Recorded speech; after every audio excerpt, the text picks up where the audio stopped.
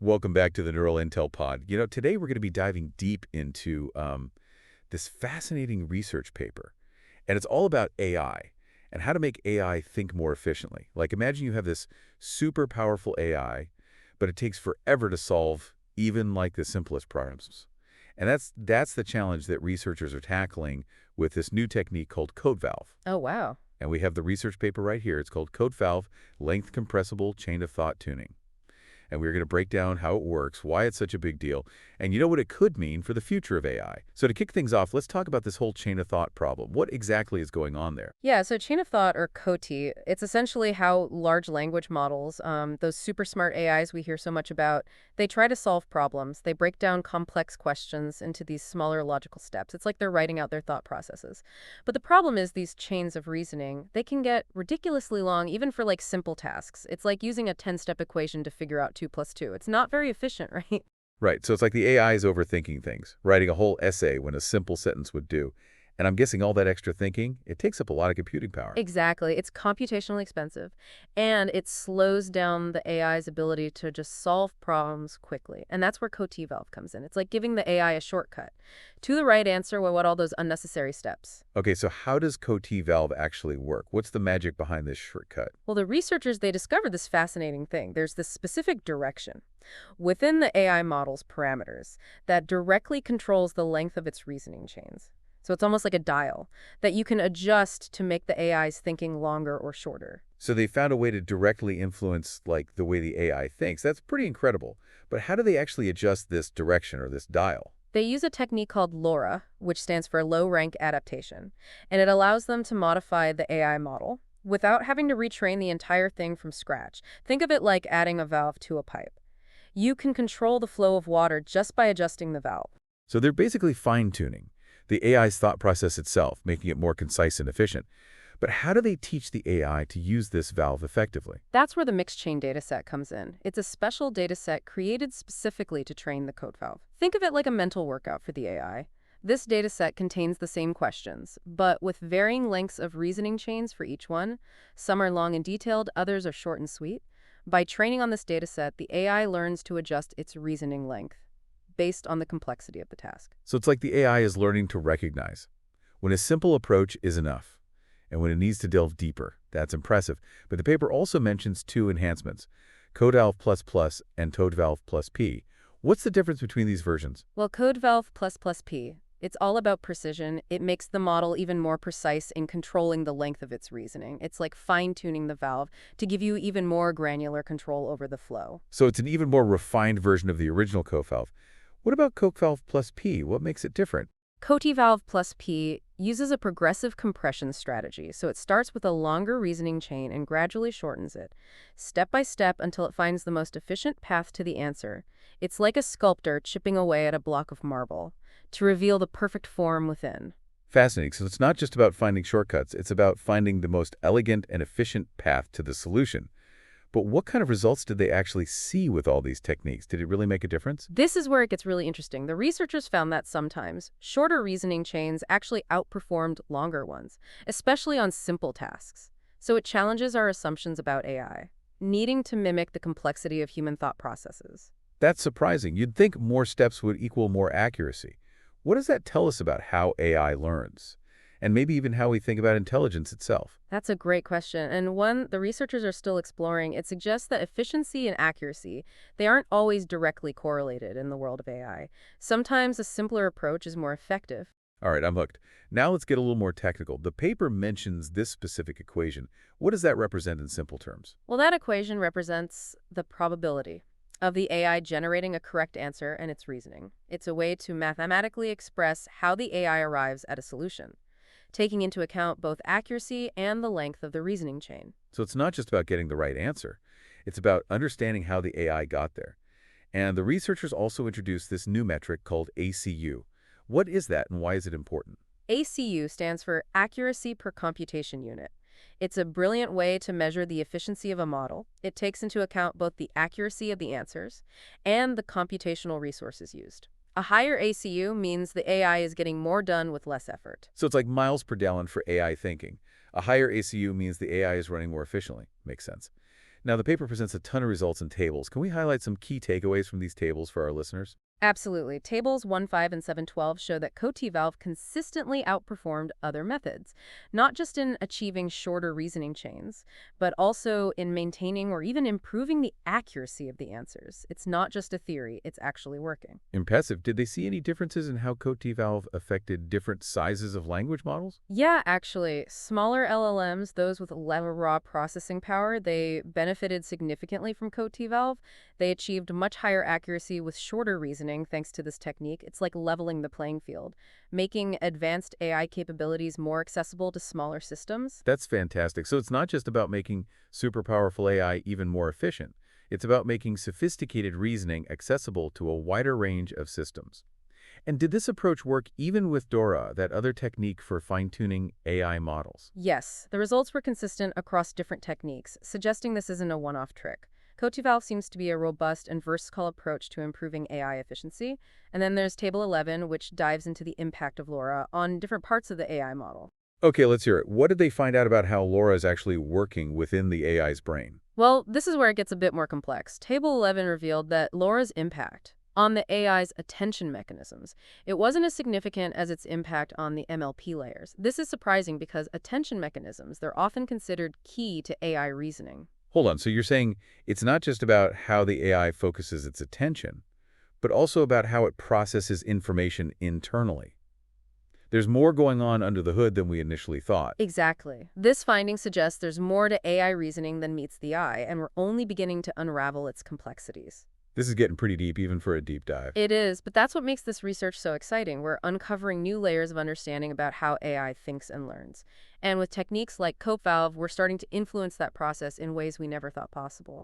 This is all incredibly fascinating, and to think we're just scratching the surface of what CoT-Valve could mean for the future of AI. I'm eager to hear more, but so That's that. yeah, let's hear more in the next part. So we'll be right back with part 2 of our deep dive into CoT-Valve. Stay tuned. One of the things that really excites me about this research is like how it opens up so many new questions. Yeah, I was just thinking the same thing. Like, where do we go from here? We've seen the CoT-Valve works amazingly well for these math-focused tasks. But what about other types of reasoning? Could it be applied to, say, understanding natural language? Or even generating creative text? That's a great question. We've essentially fine-tuned this thought valve for mathematical thinking, but can we adapt it to different types of thinking altogether? Could we create a COT valve for language, for image recognition, for creative problem solving? The possibilities are mind-boggling. And you mentioned earlier how smaller language models, those with less processing power, really benefit from CoT-Valve. Could this lead to like a shift in the AI landscape where we see these smaller, more efficient models becoming the norm? It's definitely a possibility. Imagine the implications for devices with limited processing power, like smartphones or even tiny sensors in the Internet of Things. We could have incredibly powerful AI running on everyday devices, all thanks to this increased efficiency. That would be a game changer, democratizing access to cutting-edge AI, making it available to everyone, not just those with access to massive supercomputers. It's an exciting thought. It is, and it also raises interesting questions about how we measure intelligence itself. If smaller AI models can achieve the same or even better results with less processing power, does that challenge our assumptions about what it means to be intelligent? It's like we're starting to realize that intelligence isn't just about raw processing power. It's about using that power effectively and finding elegant solutions.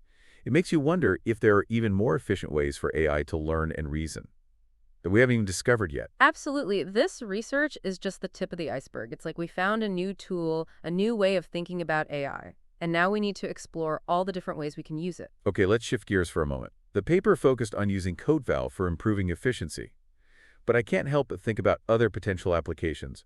What else could we do with this ability to fine-tune an AI's thought process? Oh, I'm sure there are countless possibilities waiting to be explored. For instance, imagine using CoT-Valve to control the creativity of an AI system. Could we dial up the creativity for tasks like writing poetry or composing music? Whoa, that's a fascinating thought. Could we adjust the valve to make the AI's output more lyrical, more abstract, more experimental? Precisely. It's like having a knob to control the AI's imagination, its ability to explore different creative avenues. We could even imagine using CoT-Valve to guide the AI's reasoning in ethical decision-making scenarios. This is really mind-blowing stuff. It feels like we're on the cusp of a new era of AI development, where we can not only improve efficiency, but also shape the very way AI approaches problems. It's an incredibly exciting time to be working in this field, and it's important to remember that we're just at the beginning of this journey. There's so much more to discover and explore. Speaking of exploration, you mentioned earlier that the researchers found that some reasoning chains were harder for the AI to learn than others, even if they led to the right answer. What are the implications of that discovery? It's a fascinating finding that suggests not all thought processes are created equal, at least from an AI perspective. Some lines of reasoning, even if they're logically sound, might be more difficult for the AI to grasp or internalize. It's as if some paths are more intuitive for AI than others. It's like we're mapping out the cognitive landscape of AI, understanding its strengths and weaknesses, its preferences and biases. Exactly. And this knowledge could be crucial in developing more effective AI learning algorithms. If we can understand why certain reasoning paths are harder for AI to learn, we can potentially design systems that learn more efficiently and effectively. Now let's talk about the research itself for a moment. While the paper presents some groundbreaking findings, what are some of the limitations of this study? Are there any caveats we should keep in mind? Of course, it's important to remember that this research was primarily focused on math-based reasoning tasks. We need to see how these techniques perform on a wider range of tasks, involving different types of data and reasoning, before we can draw broader conclusions. Right, it's like testing a new drug on a limited sample of patients. We need larger and more diverse studies to fully understand the potential and limitations of CoT-Valve. Exactly. And while this research focused on efficiency, it's also important to consider other factors like explainability and robustness. Just because an AI system is efficient doesn't necessarily mean it's transparent or reliable in all situations. Those are all important points. As exciting as this research is, we need to be cautious about overhyping its potential. There's still a lot of work to be done before we see CoT-Valve implemented in real-world AI applications. Absolutely, but that's what makes this field so dynamic and engaging. There's always something new to learn, always a new challenge to overcome. And with each new discovery, we get closer to unlocking the true potential of AI. This has been an incredibly thought-provoking conversation. I feel like we've only just begun to explore the depths of CoT-Valve and its implications for the future of AI. But for now, so let's take another quick break. We'll be right back with the final part of our deep dive into CoT-Valve, where we'll explore some even broader implications of this research. Stay with us. Welcome back to the final part of our deep dive into CoT-Valve. We've covered a lot of ground, from the technical details of how it works to its potential to revolutionize AI efficiency. But now I want to step back and consider some even broader implications of this research. We've talked about the potential impact on AI development, but what does CoT-Valve tell us about the nature of intelligence itself? That's a profound question. I think this research highlights the fact that intelligence isn't just about raw processing power or the ability to just crunch massive amounts of data. It's also about efficiency, elegance, and finding the most direct path to a solution. So it's not just about how much you can think, it's about how well you think. It makes you wonder if our current ways of measuring intelligence, both in humans and machines, are missing like a crucial piece of the puzzle. I agree. We often focus on speed and complexity as markers of intelligence, but maybe efficiency and simplicity are equally important, if not more so. CoT-Valve challenges our assumptions about what it means to be intelligent and opens up new avenues for exploring the very nature of thought. It's like we're starting to realize that there are multiple dimensions to intelligence, multiple ways of approaching problems and finding solutions. And maybe AI can help us understand those dimensions in a way we never could before. It's an exciting possibility. By studying AI, we're not just creating powerful tools, we're also gaining insights into our own minds, into the very processes that make us intelligent. Speaking of insights, the paper mentions that the researchers were surprised by the impact of lore on different parts of the AI model. They found that it had a greater influence on the MLP layers than on the attention mechanisms. What's the significance of that finding? Well, it suggests that our understanding of how AI learns and reasons, it's still evolving. We tend to focus on attention mechanisms, the AI's ability to focus on specific information as like the key driver of intelligence. But this research suggests that there are other, perhaps less obvious factors at play. So it's not just about what the AI is paying attention to, it's about how it's processing that information internally, how it's making connections and drawing inferences. It's like we're peering into the black box of AI and starting to glimpse the intricate mechanisms that drive its decision-making. Exactly. And the more we understand those mechanisms, the better equipped we'll be to develop AI systems that are not only efficient, but also explainable, reliable, and aligned with human values. This research is truly groundbreaking. It has the potential to transform our understanding of both AI and intelligence itself. But before we wrap up, I want to address the elephant in the room. This paper has focused primarily on math-based tasks.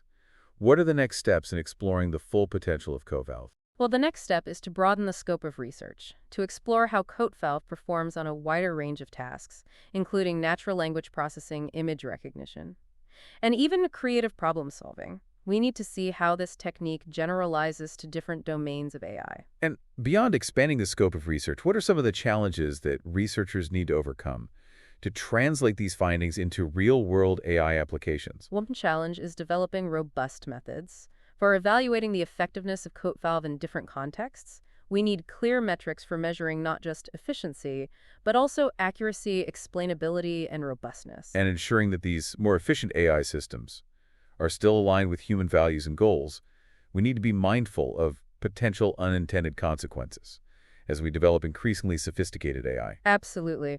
Responsible AI development is paramount. We need to ensure that these advancements benefit society as a whole and don't exacerbate existing inequalities or create new ethical dilemmas. It's a fascinating time to be alive, witnessing the rapid evolution of AI and its profound impact on our world. This research on CoT-Valve has given us a glimpse into the future of AI, a future where efficiency and elegance reign supreme. And it's left us with more questions than answers, which is always a good sign in the world of science. I couldn't agree more. It's an exciting time for AI research, and I'm eager to see where this journey takes us. I'm with you on that. This has been an incredibly insightful deep dive into CoT-Valve. Thank you for joining us on this exploration. And for our listeners who want to learn more, be sure to check out the link to the research paper on our website. You can find it in our bio. Until next time, keep those neural networks firing and keep exploring the fascinating world of artificial intelligence.